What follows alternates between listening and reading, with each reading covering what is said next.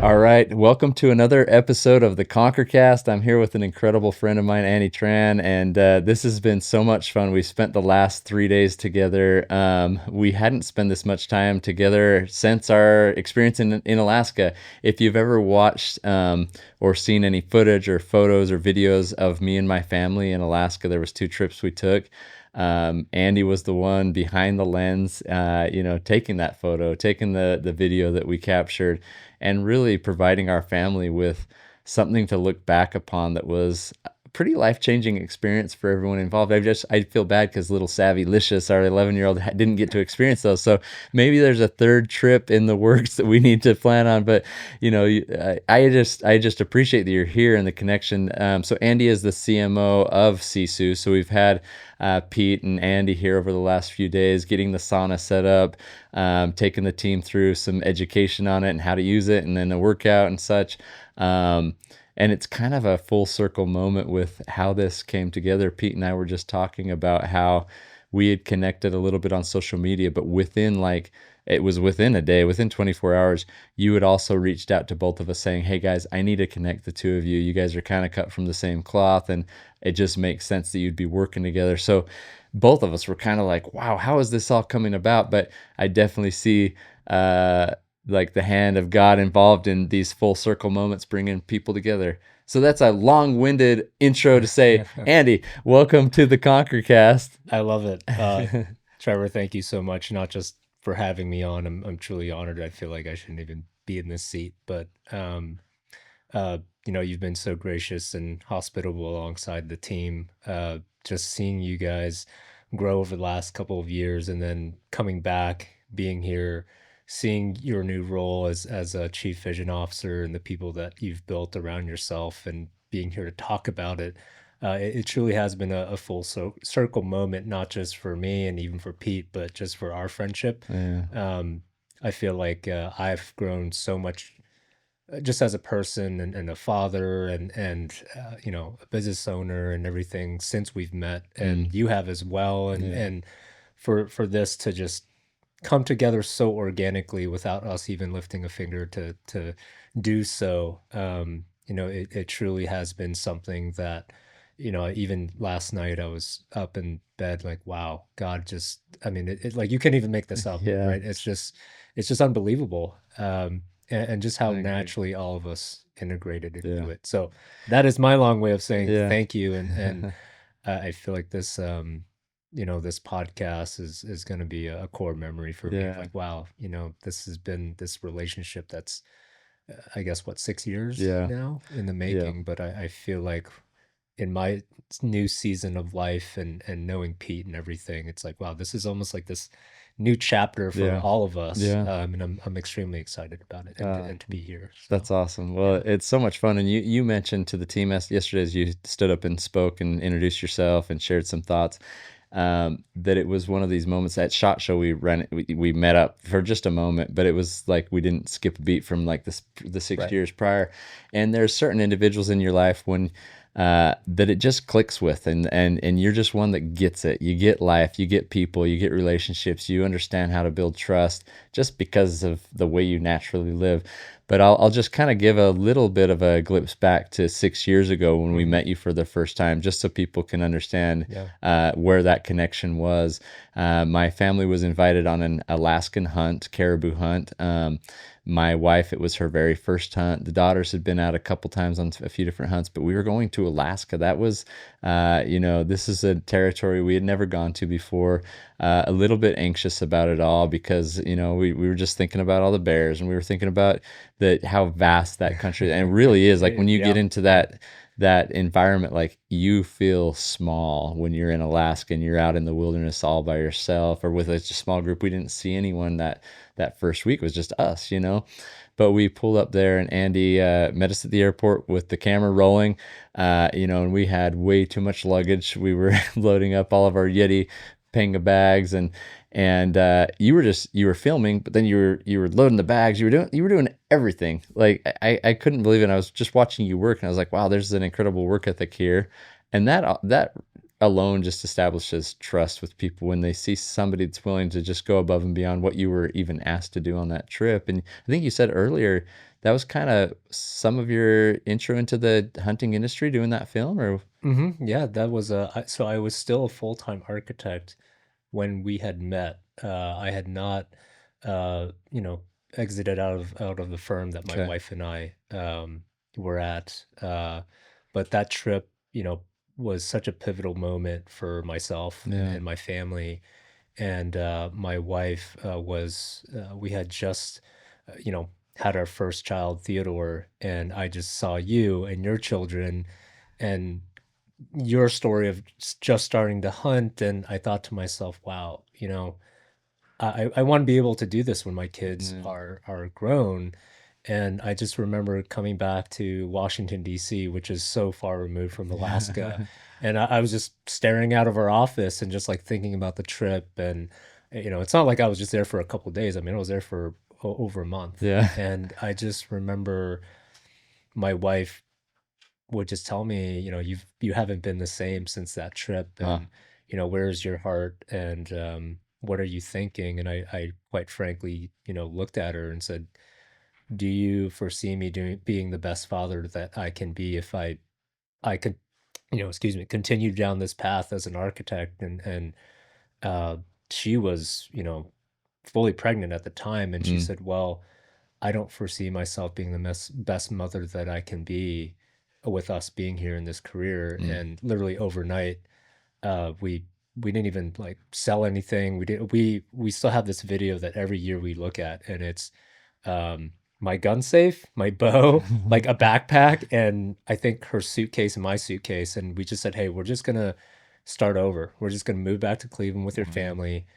We don't want to take any material possessions or have any type of like extrinsic things holding us back from us going through this, instead of us trying to sell things. And oh man, this is really hard. We gotta pack all these things up, and oh, maybe we're gonna second guess ourselves. It's like, hey, Mm, we just have to commit to it and wow. go. So yeah, we watched that little video of me like, hey, what do you think? And she's like, oh my gosh, this is great.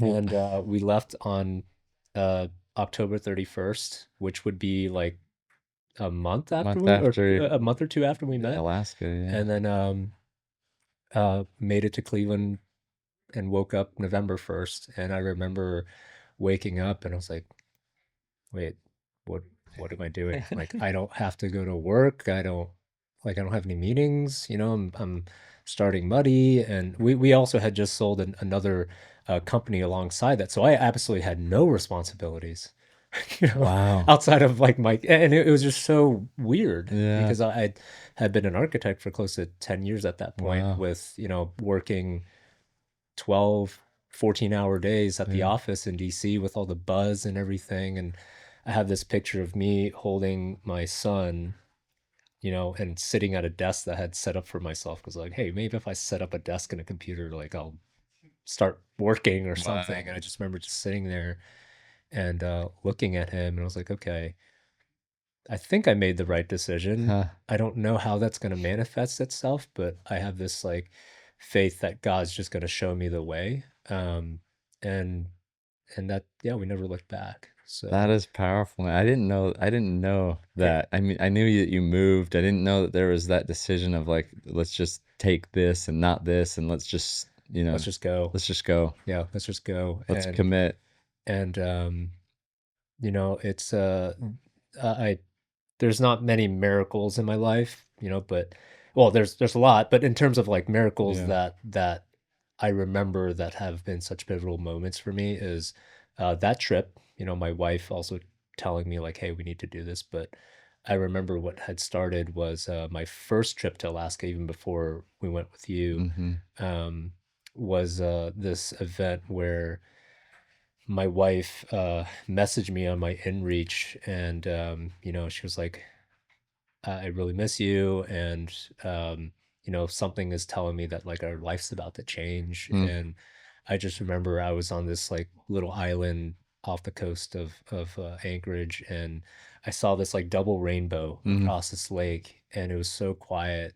And I just like felt chills, and I was like, man, like this is like my wife messaging me, telling me something's gonna change. Mm, And um, the guy that we were with, we were going on a refuel trip, mhm. and he looked back at me and asked me like, "Hey, are you a religious person by any chance?" And I was like, "Why do you ask?" And he's like, "Well," he's like, "I don't know why I need to tell you this, but I need to tell you that God God wants you to know like you're in the right place." Wow. And that was like a couple hours later, Mm, and it just haunted me, you mm, know. And obviously the second trip with you, I think it just gave me all these things just lined up, and I was like, okay, I don't know what our future is, but like I'm being called and like pushed to make this decision. And that is so now amazing. we're sitting here, it's like, wow, I there are so many factors that could have led to me being scared or fearful of doing it, but I'm so glad that I did, because we literally wouldn't be sitting here. I wouldn't have met Pete. I wouldn't have moved to Yeah, Cleveland, and this moment would have not come full circle. yeah. So Wow. in retrospect, I'm like, wow, so many crazy things had to line up for all of this to happen. That's So, so amazing. um, but that was totally like a rabbit hole of a No, crazy thanks for story. sharing that because it's like it's for a lot of people and myself included, sometimes it's hard to take action on some of those promptings or those feelings or to even like come away from an experience where you're being taught something, but then to Right. take such drastic measures to make sure that you follow through on what the prompting was, you Yep. know? Yep. Not a lot of people do that. They second guess, they doubt, Yeah.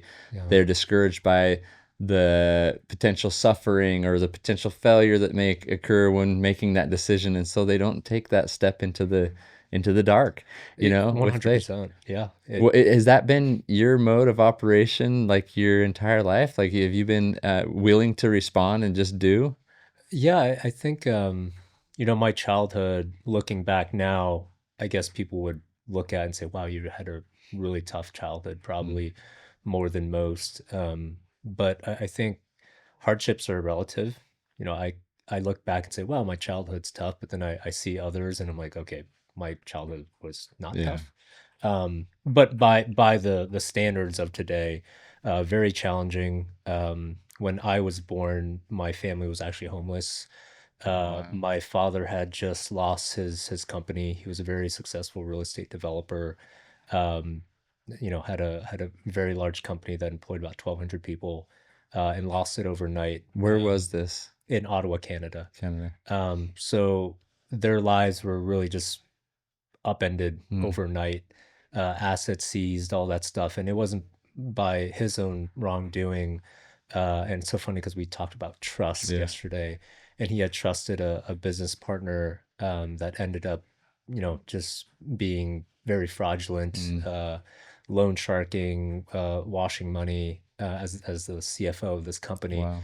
And my father being a really good business, he was just reinvesting everything into his company. And so it was just one of those moments where I was born into the family when we had nothing, Mm, but for my mother and my family, it was like this little glimpse of joy. And mm, so during our childhood, my mother made it her like mission to make sure that we had love, and at least we're shielded from that. mm, Now that I look back, I'm like, wow, as a parent, how do you keep that up? Like, how do you yeah. have the strength to keep that up with your children and go through life knowing, you know, oh, we don't have enough to eat, or we don't have money, or we have all these out outer circumstances coming at me, but I need to just shield my children from it. Mm, Um, wow.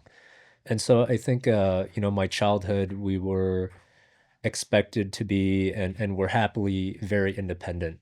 And we there was no like chores. We didn't look at it as chores. Mm, It was just survival, mm, right? It was providing for your siblings, whether you're the elder or the youngest, or it just didn't matter. mm. You were just there to help You provide for your pitched in family. with You the just family. right. It And was right, and there was no allowance. There was no little calendar that's like, oh, Andy's gonna like wash dishes today. It was hey, like we just need to get this done. uh, Um, so we matured very quickly, and we were kind of thrown into the world, both good and bad, and seeing the worst of people, but also the best of Mm, people.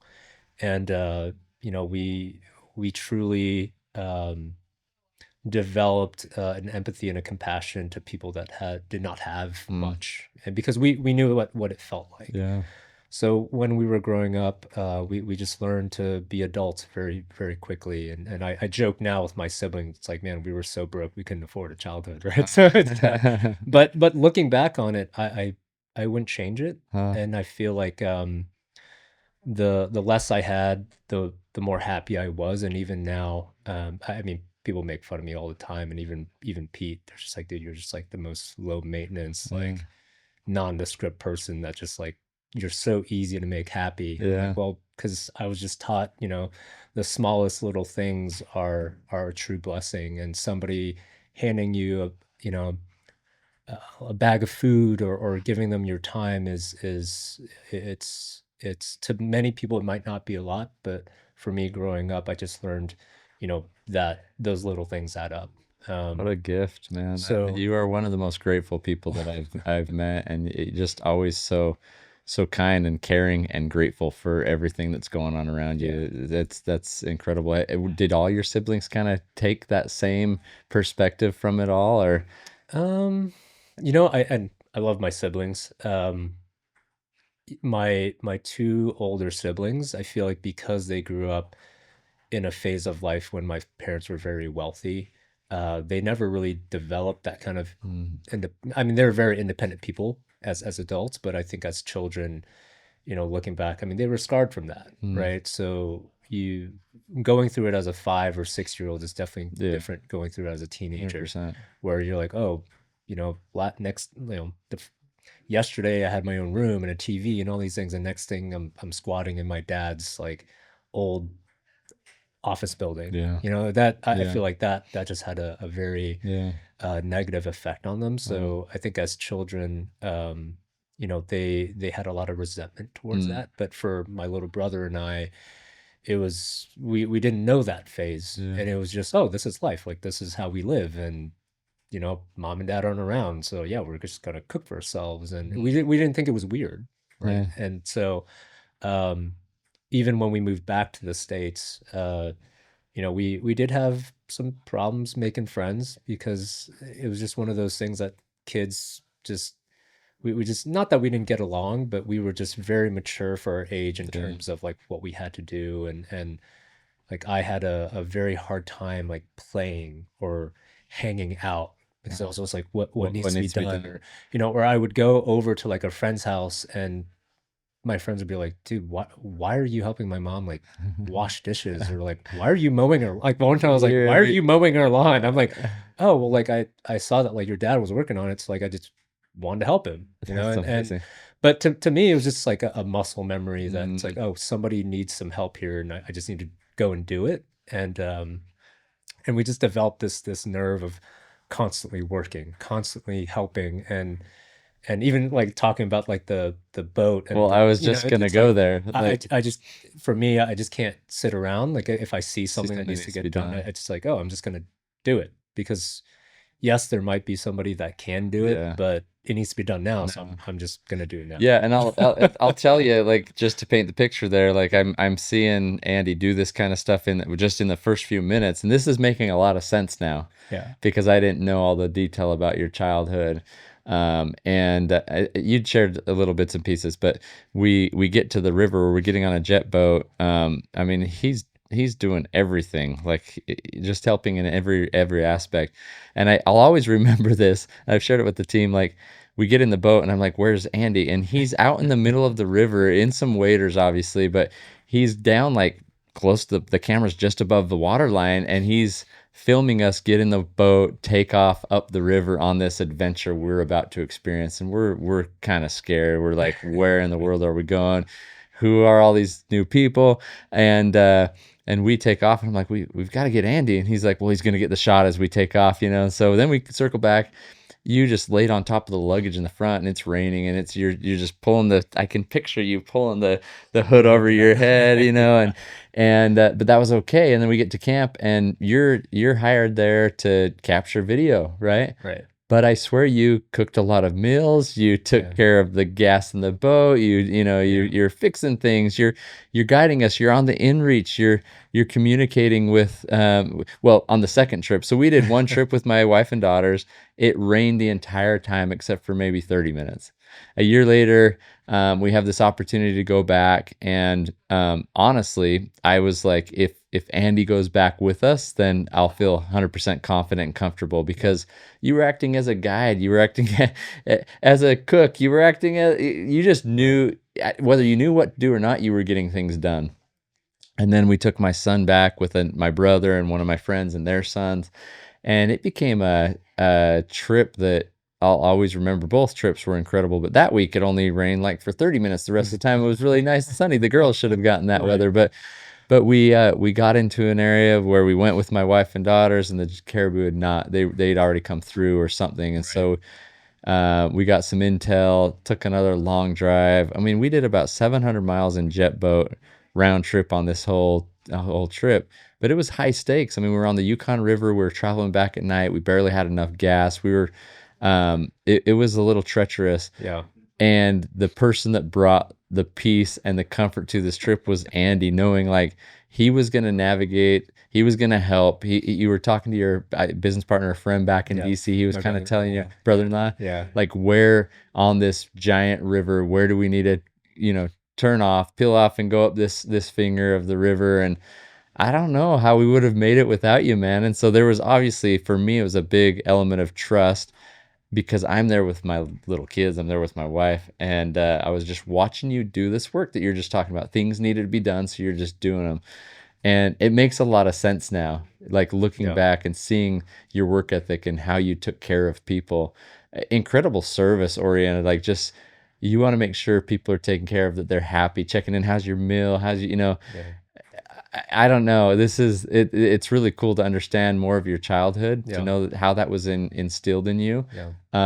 and it made all the difference for me and my family. I don't know how that trip would have been without it, without you. Yeah. Well, I think for me, I never thought for a moment like, oh man, I have to take care of someone or I have to help. I honestly get genuine fulfillment by doing so. And I think that's totally credited to my mother, Mm, who watching her raise, the four of us hooligans pretty much almost as a single mother, while working, the shift as a night nurse, and then also going to night school to get an education and secure a better future for yeah, us. And she has an amazing story too, but just seeing her being visibly tired, and she had every excuse to say, hey guys, I'm just going to go to bed, yeah, but for her to give us her time and cook for us, and you know get this joy from us, and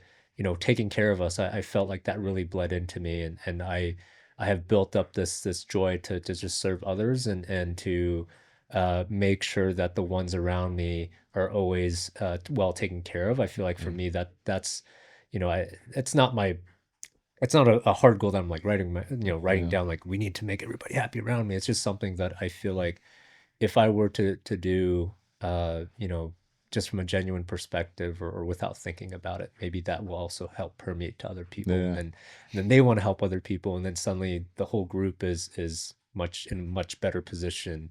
And I think in environments like Alaska, you have to keep that yeah, morale up. You have to take care of each other because you're out there. There is no, there really isn't anybody else out there for you to rely on outside of your own group. I mean, yeah, yeah. sure, there could be the Alaskan, state police or whoever Right. that could helicopter in, but in Alaska, those things can turn south so quickly, Yeah, and by the time they get to you, like that, they're probably just recovering a body at that yeah, point. So, I think it's so interesting how my childhood now, retrospectively looking back, it's almost like I was preparing myself for what I'm doing now, yeah, and to have developed that resilience, and being able to truly like thrive, and enjoy doing these hard yeah, things, because I feel like if it wasn't, and it wasn't fun, or I looked at it as like, oh man, it's a job. Why do I have to like, yeah. get up and boil water, and refuel the boat. Like, Yeah. this isn't my job. I feel like I wouldn't have lasted Yeah. that long doing that every single day, waking up and doing that same thing over and over again. And those were hard days, but Yeah. I just loved it, Yeah. and I loved it even more when, I saw you smile and the kids, and Yeah. it was great. So That's awesome. yeah, it was such a good I trip. want to I want to go from like what you did learn as a child and Yeah. how it does apply to what you're doing now and everything you are doing now. Anything else on that trip on either of those trips that you're like that you want to share on before we move on to that? I know. I think I We feel have like whenever we talk about it, I almost like uncover a little bit more. Like yeah, I remember like, oh my gosh, yeah, that yeah, one little thing. Like I totally forgot about that. yeah, And that's why I cherish it so much, because I feel like whenever we talk about it, I feel like it's already a cherished memory, and then it yeah, becomes an even more yeah, cherished memory yeah, when I like we deep dive and like yeah. talk about like, oh, the logs that we found, and that night where that somebody just like left out for us. Yeah, I'm like, oh my gosh, I share totally that forgot really about quick that. because we had just traveled. I don't know if we were on day 4 or something. We only got to hunt Right, like 2 days of like a right, 8-day trip or whatever because we were traveling so much to try to get in front of the right, herd. right. So we late in the evening one night we got on the Yukon River, probably day 4 or something. We Yeah, start going down. We're hoping to get to where we're going to hunt, but we were so weighted down by the right, gasoline, by all right. the gear and everything. Share what happened there. That was pretty incredible. In fact, I Yeah. think I wrote about that in my book. Yeah, it was so strange because I remember it was so late at night, and we were gonna get to camp, or not even camp, We just didn't like know where camp location. We was, we, we didn't know right? where camp was. Um, but I remember, us just saying, well, we're just gonna have to pull the boats up to shore. Like we don't have time for a fire. Like we're just gonna have to like eat in the dark and just literally sleep in the boats. And I remember us, going, and we look over to our right, and I actually pinned that on my Did you information because really? I wanted to remember where it Oh, was. and I have that And it photo. was just like a sandbar, Yeah. and we were like, oh wow, like, let's pull in there, and there was literally just firewood just stacked there, Yeah. dry, Yeah. Chopped and stacked. chopped and stacked, and we're like, whoa, this is so crazy. Yeah. And it actually ended up being a super enjoyable night. We got the Yeah. fire going, the kids are like There eating was a meals. ring of rocks Yeah, and then there was no footsteps. I remember thinking, well, somebody just came just came here. and but we couldn't. It was like this miracle that you Yeah, experienced and it's getting dark and you're in Alaska and yeah. you don't know where you're going and all of a sudden there's Oh this my gosh. sandbar, a pretty large sandbar that we were able to pull up to, but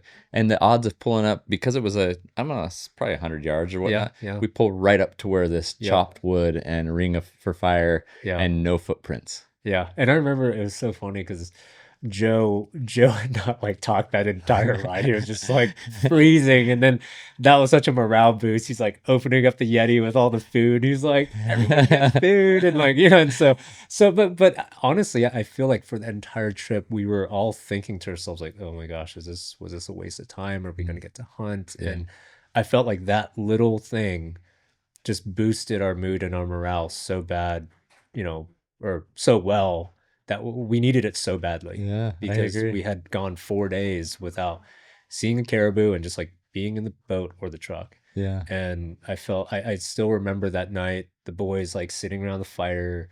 They're like, like just laughing. laughing Yeah, and eating, and it was one of those moments where you're just sitting there just soaking it yeah, in. And then, the next 2 days were great, and we, yeah, shot some caribou, yeah, and it was such a good back half of the trip. yeah, yeah. We Yeah. got into them. We had what did we get?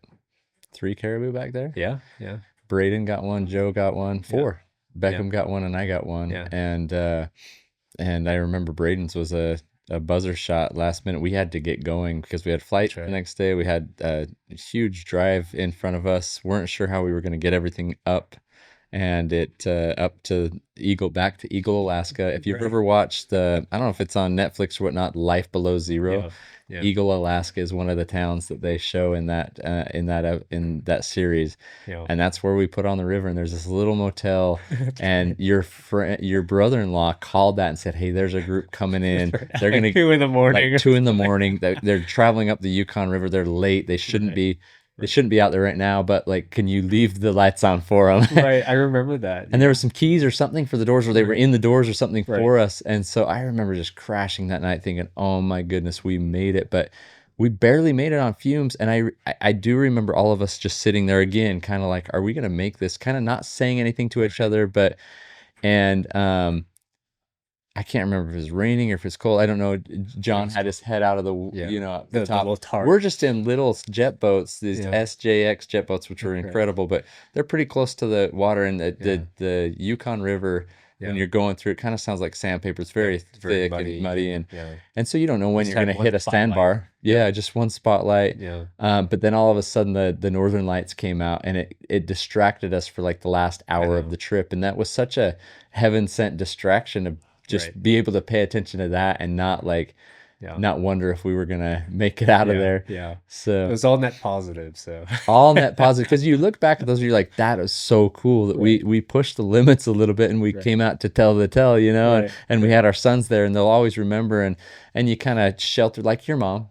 In some ways, you shelter them from the elements or the things that could do you harm or whatnot out there, and you just try to Right. give them this very positive experience and learning and growing. And I always remember the little prayer that Beckham said over his caribou after I love that. I the love shot was that. made, Yeah. and I was so proud of him, and so grateful to have you there. The memories you've been able to give our family, it's just incredible. So going from all those lessons learned, that's not typical for many people that I know, to have that experience as a child that can now benefit you. It's not a hitching post, it's been a guidepost in your life, right? Hmm.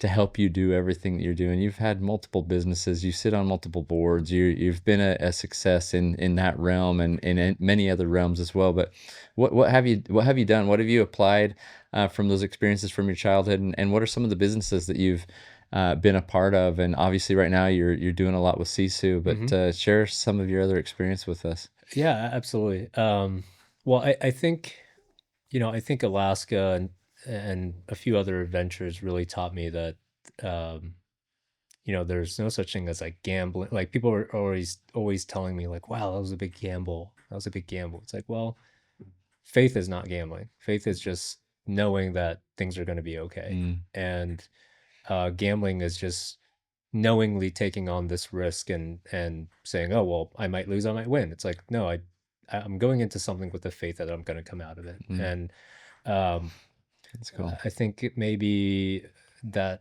when we just moved to Cleveland, my wife and I, we had sold that tech company that I was in. It was an outdoor based SaaS company out of Bethesda, Maryland, and it was essentially at the time using social media and all these things to really aggregate e-commerce user patterns for a retailer. Mm, And we sold it to a large retailer, and we had that check in our hands. We had moved to Cleveland. We had sold the firm, um, and I remember looking at that check and saying, "Okay, how can I use this to keep doing what I did?" yeah. I got that little taste of, wow, I created this thing for 9 months and somebody wrote me a check for it. Mm, And so it uh, just fate had it that I learned about SHOT Show. I yeah. was like, hey, I love hunting and I just love that adventure I went on, Yeah. and I'm just gonna go to this show and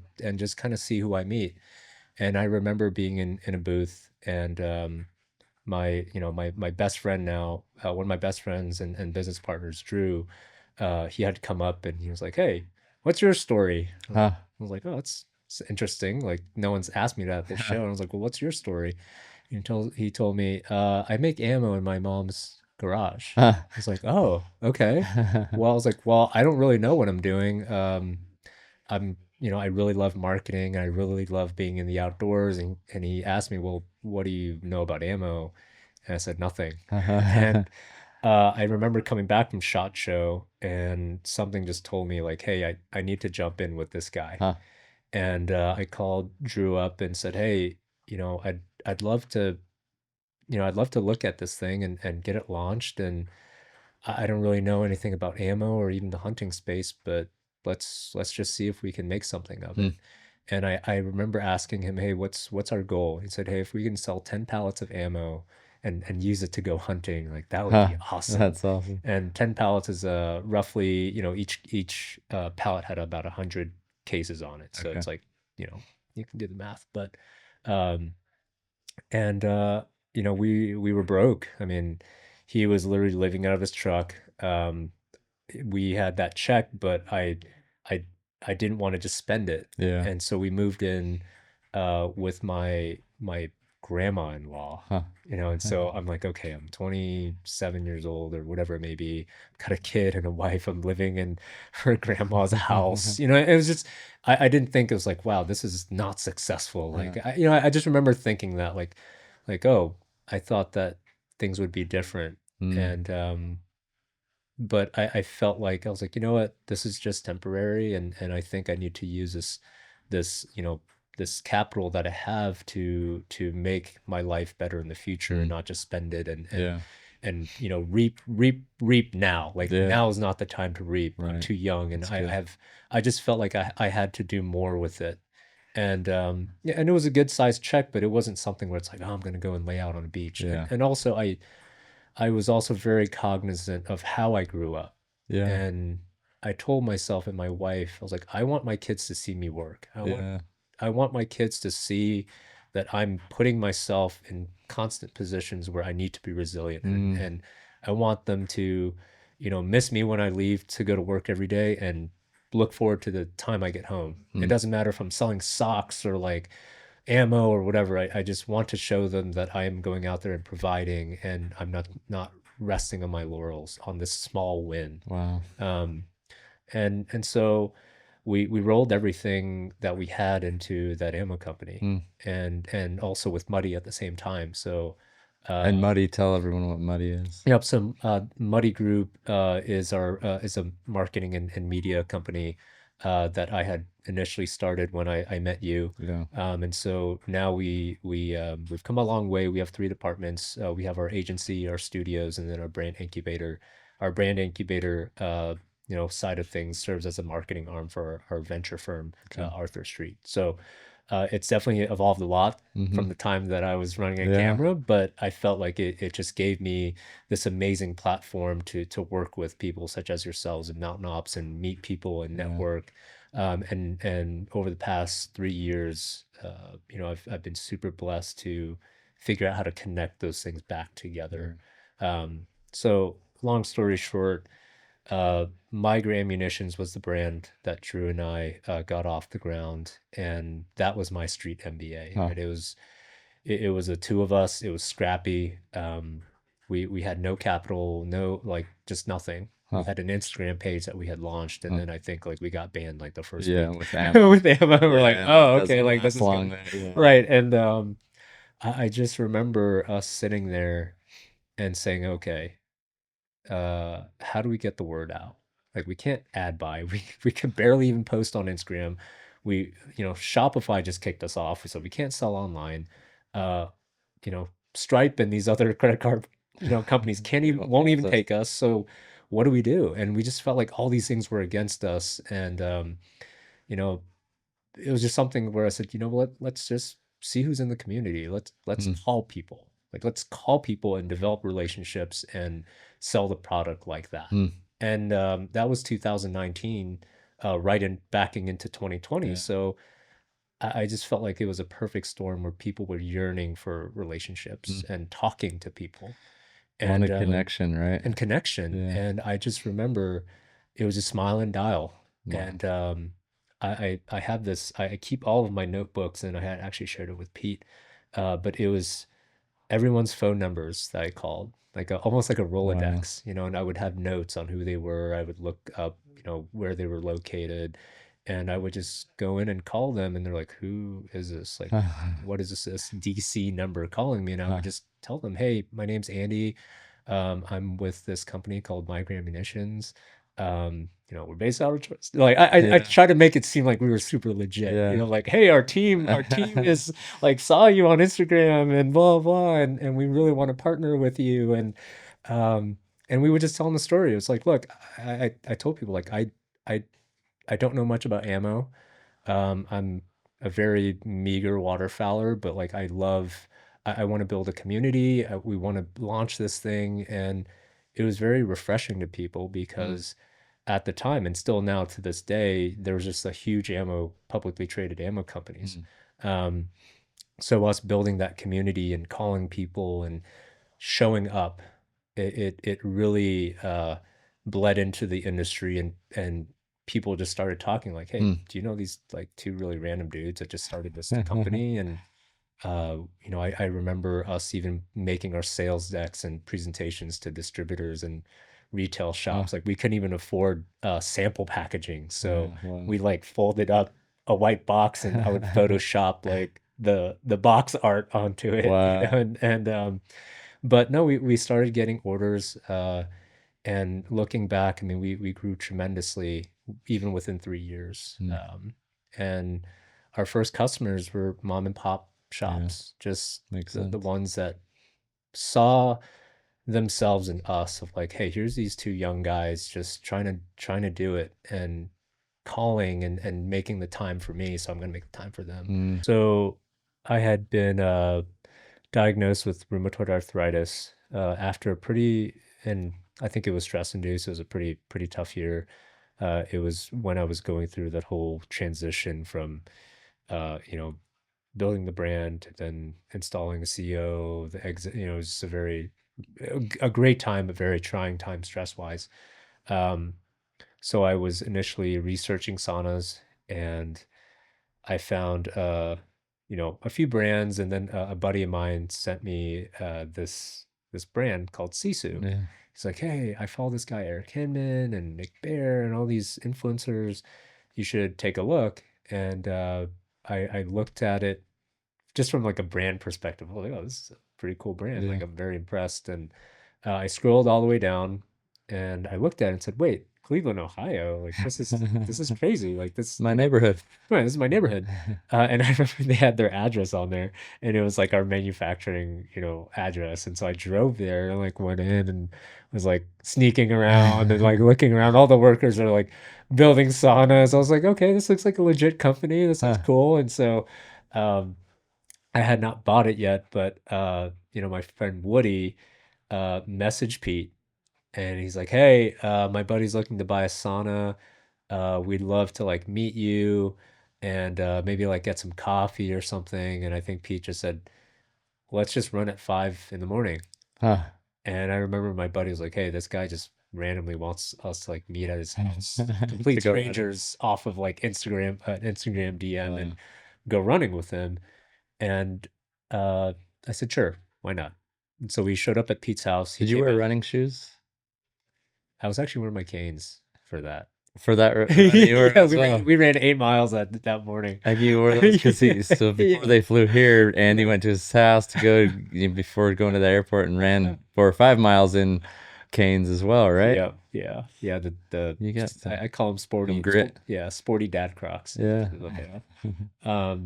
But I actually had gotten these canes because my feet were swelling so bad I couldn't wear running shoes when I was With running. the arthritis? With the arthritis, Wow. yeah. So, but we had showed up at Pete's house.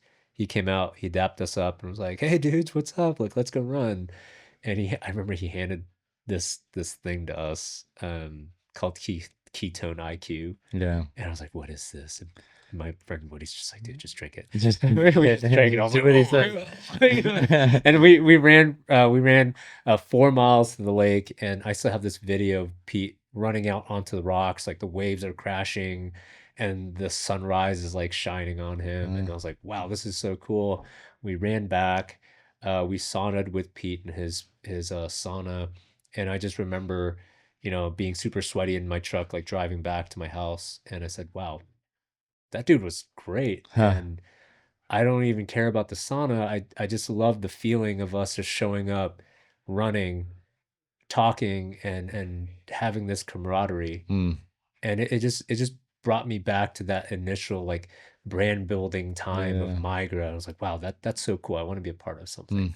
Mm. Uh, and so I bought a sauna from Sisu probably like a week later, Okay. and it was such a lifestyle catalyst for Yeah. me. And I was just taking better care of myself. I incorporated into my workout routine. Um, and then a year and a half later, Pete had connected with me on LinkedIn, and he's Uh-huh. like, "Dude, like you're involved with all these companies. I didn't know you were a marketing guy.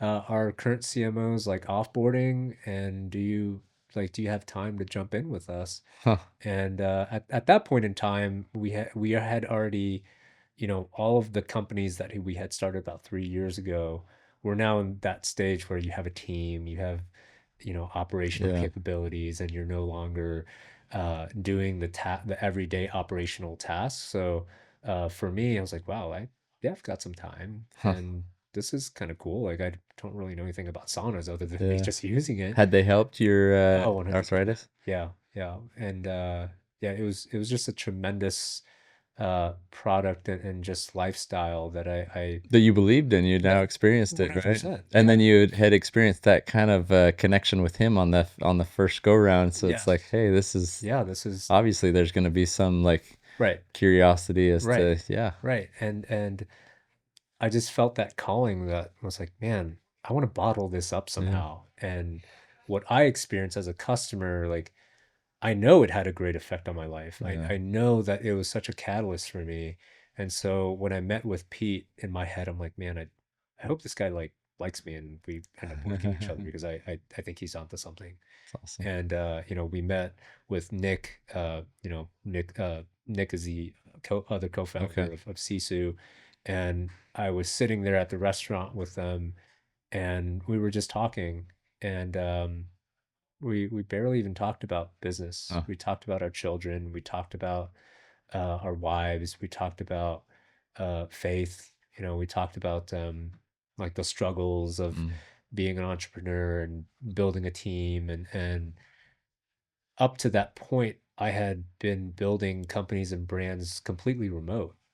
And I thought to myself, wow, here's two guys that you know, I can just plug in with and they understand and they're completely aligned with who I want to be as a person, as a father, as a husband, as somebody in the faith. Like I need to work with these guys, mm, not just from a business perspective, but at that point I felt like I needed role models. I needed people to hold me accountable because up to that point it was just like build, build, build at all costs. And you know the feeling. yeah, It's oh, I'm just gonna write that extra email. I'm just gonna yeah, stay up that extra hour and like I'll just like tell my kids goodnight later. mm, And so I was at that point in season of life where I needed somebody to keep me accountable of, hey, we're gonna build this amazing thing and it's gonna be very successful, but we don't want to build it if there's nothing left for us to celebrate at the end. We yeah, don't, we don't have a family or we're, on our fifth wife or, like the, yeah, the typical like yeah, entrepreneurial story of this person having success, but no yeah, one to share it with. yeah. And I think we just connected on that. And so, That's awesome. 6 months later, the Sisu's doing extremely well as it always has been doing, but it just comes down to the people. We've built in a tremendous team. We've had a lot of good hires over the past 6 months that I've been on board, but I feel like startup years are like dog years, right? It's Yeah, like 1 year feels like seven. yeah. But I I feel agree like Nick 100%. and Pete have just become like my best friends, It's and awesome. not just that, but I truly feel like we are making a real impact in the community. We're seeing people reach out to us and saying, hey, like I went with you guys because you're just pushing me to be a better person or Mm, pushing me to look at life differently. And it's just not, hey, your product's awesome and I use it. It typically people don't even talk about that. mm, They just talk about the amazing results and effects that we've had on a intrinsic yeah. perspective. And that to me is, I mean, that's just all the reason to keep going and to keep building. I So love it. um yeah, so What are that you most excited about right now at Sisu and in life and with your family? Like yeah. what's keeping you kind of excited, motivated? Well, my wife and I just had our third, Yeah, it's awesome. Maggie, and she's a month old now, so that's been amazing and the most exciting part. And I'm excited to keep growing as a father. Mm, And my wife is at home and she homeschools and she's solely focused on the kids Yeah. and home life. So for me, I feel like that gives me even more motivation to keep going and being successful What with are everything. you what are some things like that our listeners and me, I'm curious to Yeah, know, like what are some things you're doing to grow as a father, yeah. that so that I can equip myself to do the same. And my kids are a bit older, and I feel like I should be asking you that no, question. sometimes I'm like, well, oh man, I should have done that, or I should have been here. Right. And yeah, what are some things that you might be able to share with our listeners that they can add to their Sure. routine or to their just their thought process on Yeah. that? Yeah. Well, you know, I love my father, and we've had our differences and the upbringing that we had. I've definitely forgiven him, and looking back now with the businesses I have and what I'm involved in, I don't really resent him. I don't. I forgave him, and it's just something that I see it now from his eyes. And back then, and when you're like a Yeah. teenager, it's like, oh, like my life sucks, and no one knows what I'm going through. But now I truly know, from a father and a business owner, like, wow, that that was something extremely tough that you went Yeah. through, and the fact that you're still here, you're still trying. That to me was huge. Um, but in my childhood, you know, I was taught how to be a father by not being taught, Mm. and not having my father doing those things. Yeah. So really for me, it was like, well, how can I do the exact opposite? Oh. And how do I become the father that I would have loved to have back then? Mm. And it was just time. Like I think back then I really didn't have a concept of money or success or what I should have as a kid, right? Or like, oh, I need a Nintendo, or like I need Yeah. this, or I need to go on vacation. It was this yearning of like, is today the day that my dad's gonna play with me?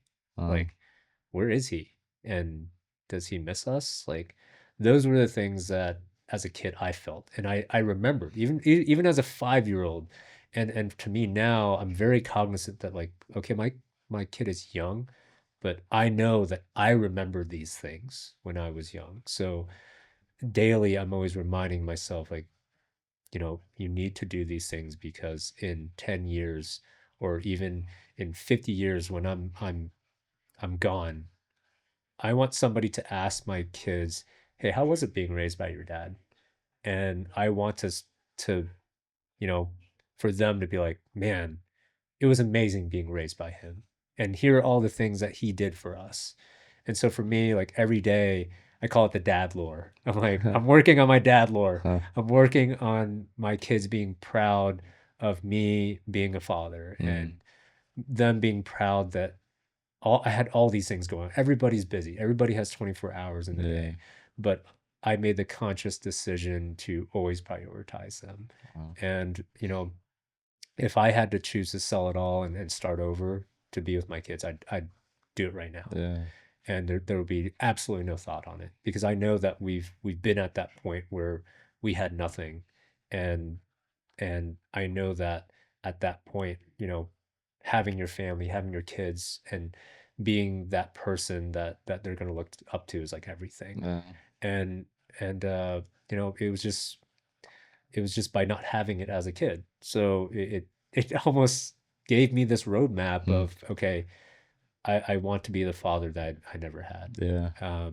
And I feel like I'm still learning. I feel like there's definitely a balance that I still need to figure out, where I don't want my kids to go through what I went through, but then I also see the merits of what I went through that Yeah. made me who I am. So it's like, what's the balance Yeah. of giving them enough, but not enough where they grow into adults or people that I would not be proud of that I Yeah. raised. Yeah. And I want somebody to ask me, "Hey, how was it raising that kid?" I'd be like, Uh, I loved raising him, and I'm so proud of who he or she is." So that's I feel like powerful. I'm not in the position to give advice because I feel like I'm I, I'm still going through it. But I would say just give them your time, mm. and whether it's 15 minutes or 30 minutes or 5 minutes or just saying goodnight to them. I feel like their hearts are always open to you, and they're wanting you to be there. And they don't have that concept of time like we do, right? We're like, oh my gosh, it's 5 minutes. Like, Mm. why isn't this kid like going to sleep, or like reading a book, and you're like reading it super fast to like go and do whatever, right? Or clean the kitchen or something. But that 5 minutes to them might seem like an eternity. Mm. And they'll remember that for way longer than 5 minutes. They'll remember the time that you gave to them. So, as a father, every day I'm just building my professional life around how can I make sure that I protect my ability to be present and to be there.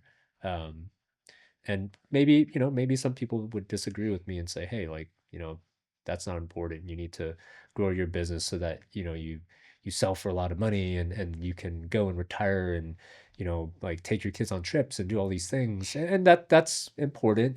Everybody wants that, right? But I feel like for me, my priorities are very different. And Yeah. I think that's also by nature of how I grew up, and also uh, just my frugality, my core values. I think as a family, with our we call it like our family operating system. We have our core values of Yeah. service, humility, frugality, and discipline. That's And awesome. those four things are the core values that I want my children to embody as they grow up. And whether it's through school, sports, or whatever, it's like those four things. Like, this is who we are as a family, and this is who we want to grow in to be, even as an adult or a kid.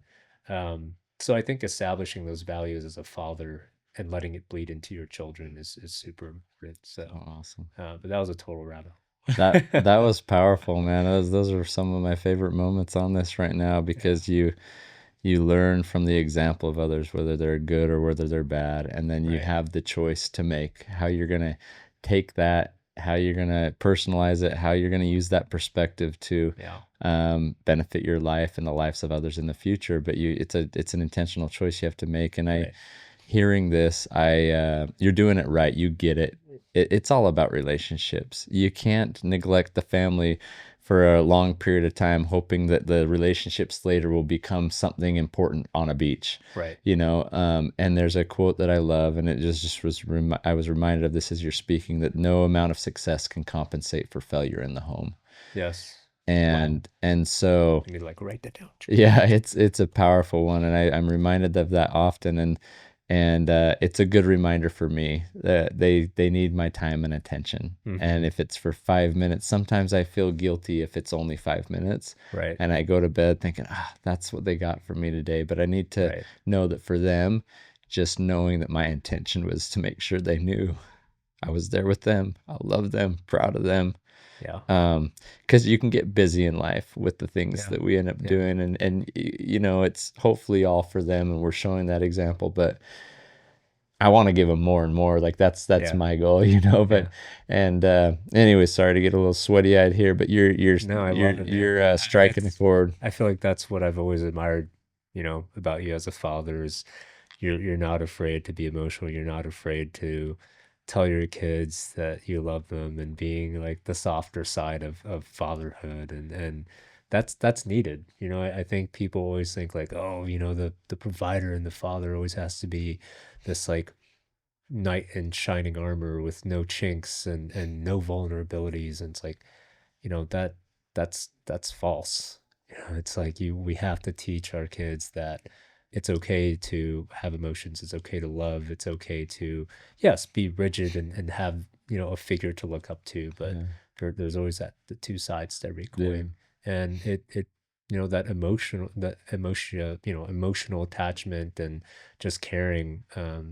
I feel like as an adult, it truly bleeds into adult life. Is like yeah, you want to care about people, you yeah. want to have this humanizing outlook to things. And I feel like that's something culturally that, like, as an Asian family, as a father, it's like they really, I feel like unintentionally it was always about discipline and hierarchy, Mm, and, you know, uh, not showing emotion. And the father is like something that is, or that the father is a figure that is to be feared and respected, and respect is important Yeah. too, but it was like, you know, everything that you did was essentially to serve your father, and your father was somebody that was like the end all be all, and that's Mm, important too. But I felt like there was no room for love, mm, and fatherhood was not about love. It was a very utilitarian mm.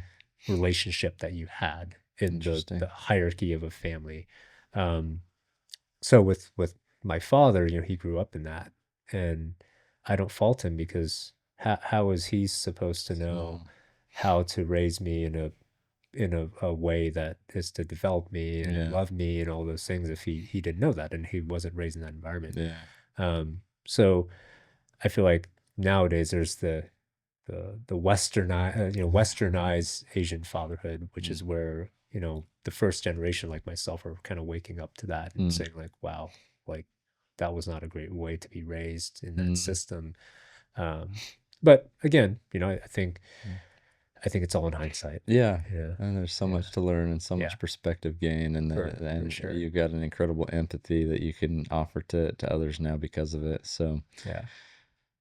well, this has been an incredible conversation. I've got one last question for you, but is there anything else you'd want to touch on before I ask that question? No, Anything like no. burning in your heart and in your mind that you'd want to share to you know with this audience to help them conquer more in life? Or Well, I'm going to turn the table back on you and ask you a question, uh-oh. because I'd love to learn. But now that your kids are older, and I'm asking because my children are really young, Yeah. 6, 2, and a month old, but you know, going through your season of life now, and in business, what would you say were your toughest moments as a father, and how did you kind of get through that? And also, what were your like most beautiful moments as a father? Mm.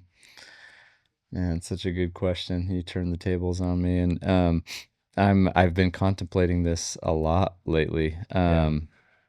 Yeah, I think one thing, and we spoke about this yesterday, one thing that I fear is lost time, or time, Mm, just how quickly the sand is slipping through the hourglass, and am I making the most and right. best use of that time? And you just nailed it with what Mhm. you're saying, giving your kids time and attention. I actually talk about those two words quite often with my team, with my family in church. Like, I had an experience with a dream where I was auctioning off my time and attention, one of the most valuable gifts we have. And I didn't Are you know what sure I that's was. a dream or a nightmare? Yes. Well, it's oftentimes in life, it can feel like a nightmare because there's Right. so many things bidding on our Right. time and Yeah, attention, for sure. And we were just looking at these pictures over here of the kids, and it's like they're becoming young adults now, and Right. they're Right. you know fortunately we've got a little bit of time left with some of them in the house, but Kenzie will be graduating this year and off on a mission. Hallie's off in Brazil.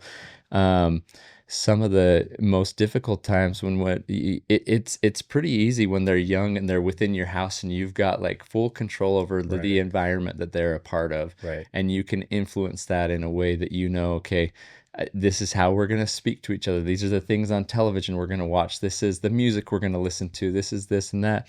Right. And you can kind of create that environment that is comforting for them. It gives them courage. It gives them confidence. And then at this, middle age, junior high age, teenage years, Right. they start to experience other things with friends that are treating them a certain way, and everyone's they're going through different things in life. They're coming into Right. their own. They're trying to understand who they are and this and that. And those were some of the and we still got some of that to go through. Maybe some of the more difficult times, because you almost want to shelter them, like you were Right. saying, but at the same time you don't. You're like, I've been through these things, and those were good things for me to go through. Right. And so as a parent, like, one of the most difficult things is like, you don't want them to have to go through what you went through. You want to teach them in some other way, but honest, how else is there? Right. You can impart your wisdom, you can impart what you've experienced, but that's what you've experienced. So you need to let them Sure. experience those things for themselves. Obviously, acting as their parent and their a guidance and a counselor along the way is. But they go out and they start to experience life, and you just hope that they know their value Mm, and that they like don't that. place it on what a friend might say or what they're seeing on social media or what this celebrity's doing or this or that. It's like Right. you hope that they bring it back to the divine nature that they have Right. within themselves. I love that. And when they start to understand that, because when they're kids, it's just like natural. They Right. understand. They've got that. They don't understand what it is. They can't pinpoint, but they know. I'm loved by these parents, but I'm loved Right. by this environment. And then they start to experience it on their own, and they start to question, or they start to wonder, like, who am I? Am I valued? Right. But those moments that are most beautiful is when it clicks, and it's a connection with God, Yeah. and they start to realize, okay, I am His child, Yeah. and how do you place value on anything? It's what somebody's willing to pay for it, what the Right. bidder pays, Right. you know? And when you look at life, and if you're a faith-based individual in the Christian world, you look at the life that was given.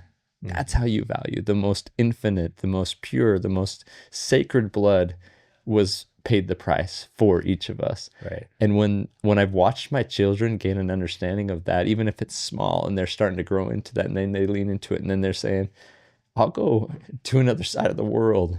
Yeah. I'll go to Brazil.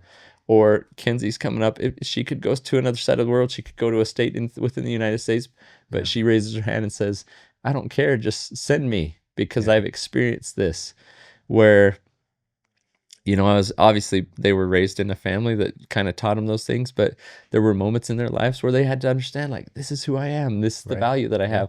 Those are the most beautiful moments, in my opinion, where they start to recognize God in a more deep way in their life, and how they can rely upon Him when they're going through those valleys, or when the storms are knocking on their doors, because we as parents won't always be there for them. Right. And that those moments come quicker than I ever expected they would, where I can't always be there for them. Hmm. I'm here on earth still, Yeah. but they are with friends, they're at school, they're going off on missions, they'll get married, all these things. Right. All of a sudden there's that constant connection in this environment that you once created for them. It's not there anymore. Right. Yeah. And Yeah. so you just hope that the one gift that they have is that there's one that they can always rely on. Yeah. And it's not me. Yeah. It's in their God, it's in their Yeah. Lord, Yeah. and they can have that gift and that ability to just trust and turn to that source of strength and peace. And so I've watched that grow within my children. Even Savvy, who's 11 right now, like, I've seen this little spark, and that spark begins to grow, and it's so fun to witness.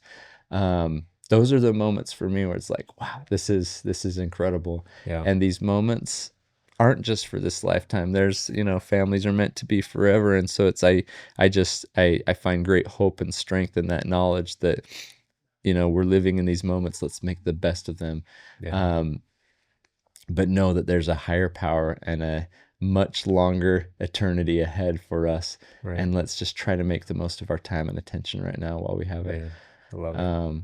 Thanks for asking that question. I wasn't prepared for that, but those are kind of those moments that matter most for me. But I do feel, as I talk to you and I hear from you, like, I need to do a better job with my time and I attention. think all of us do.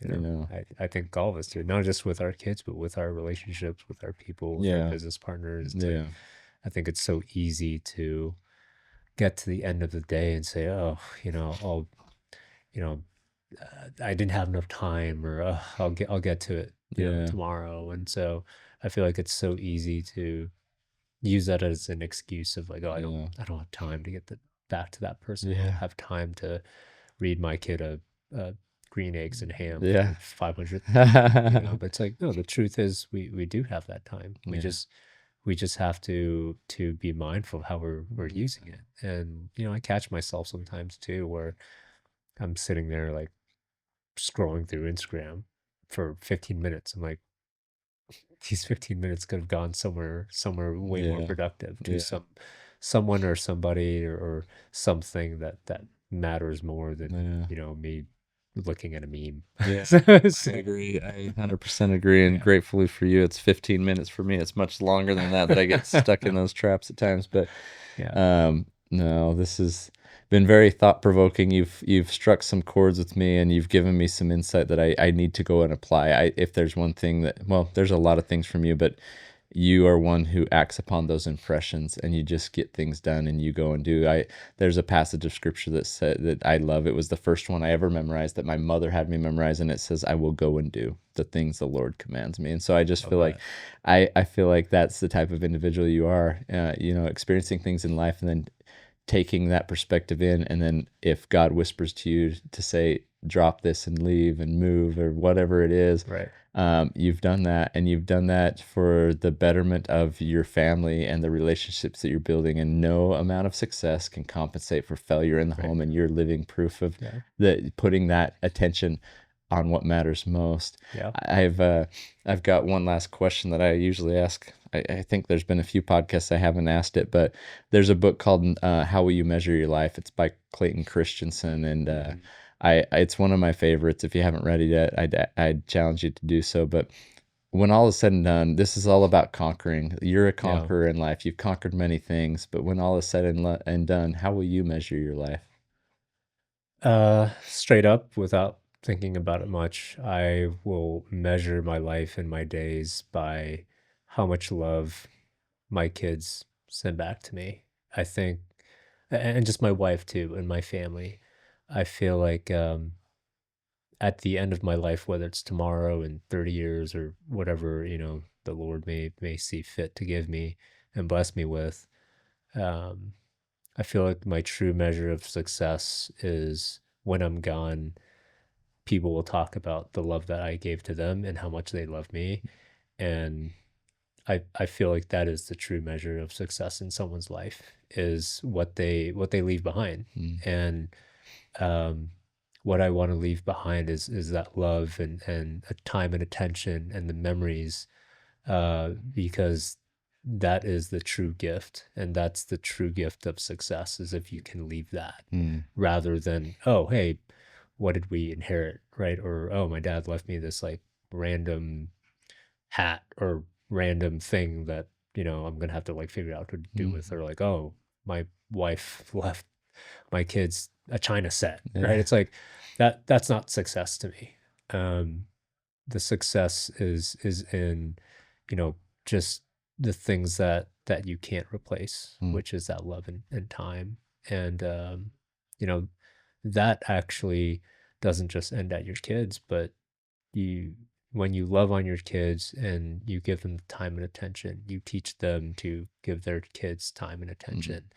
And I feel like giving that to them and them replicating that is true success. It's like mm. everybody talks about generational wealth, right? But it's like, do people talk about generational love? Wow. And can the next generation or the third generation feel the love that somebody before them Yeah. gave to their parent?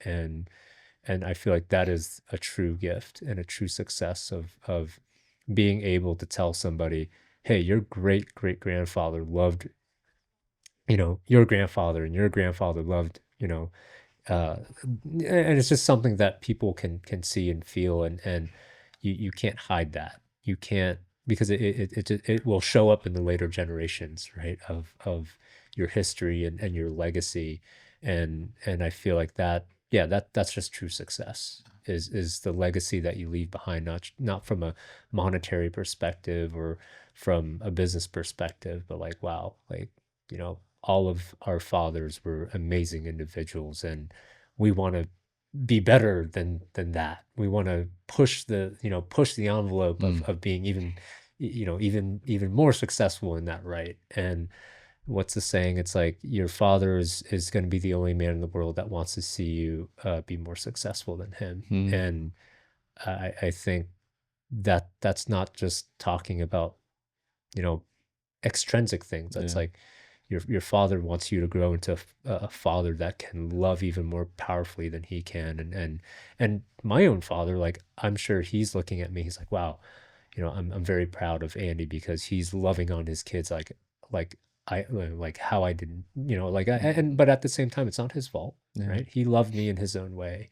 And for me, I'm like, okay, how can my sons be better fathers? And I hope that when I smile down from heaven, like, I can look at my kids and say, wow, okay, I was successful. I was successful in the fact that I raise my kids to be, who they are, and them using all of their gifts that God gave them, and living their lives in a way that, not just me, it doesn't matter what I think. It's like that God would be proud that they use their lives in a manner that is conducive to what, God had a plan for. So that was, again, I get super long-winded with That's this such a tangent, powerful answer. but it's one thing that I think about daily. So So, so yeah, powerful. I've never heard that before, generational love. yeah, And that man, that just hit strong.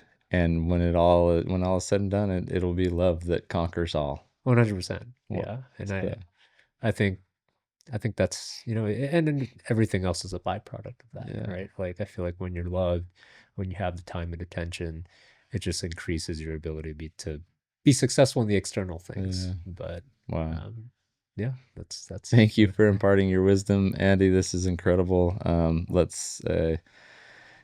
I hope you're all got your pens and papers and you're jotting all this stuff down because but it's so insightful and at the same time so simple. We just need to give our time and attention, our love, Yep. and that generational love will be this ripple effect that has an impact on generations to come. Yeah, I Thanks, love it. Andy. Well, thanks for having me, Trevor. And these past few days have been amazing. And I feel like I'm going back home now. And I'm just, I feel like I'm just going to be brimming with love from you guys and your team, and just this like intoxication of like, wow, like people genuinely loved us being out there and talking to them. And I hope that I can, make good on that, and build a relationship that we could all be proud of. So It's awesome. so thanks for having us out Thank here. you. This has been an Yeah, honor. this is Okay. great. Thank you, brother. Thanks, Trevor.